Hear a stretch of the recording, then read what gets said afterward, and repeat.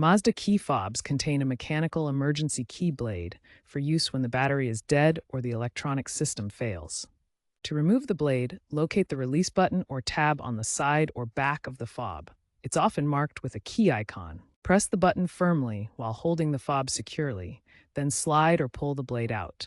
It should extend about 1 to 2 inches. Avoid excessive force. If it's stuck, use a non-metallic tool to gently pry it free. The blade is a standard key that can manually unlock the car. After use, slide it back into the fob until you hear a click.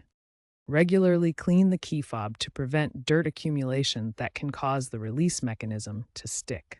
Note that designs vary slightly by model year. While Mazda is trending towards digital keys, the emergency blade remains a vital backup due to safety regulations.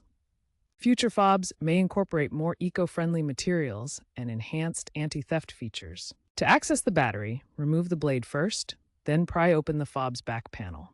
Be gentle to avoid damage and consider consulting your Mazda manual for model-specific instructions.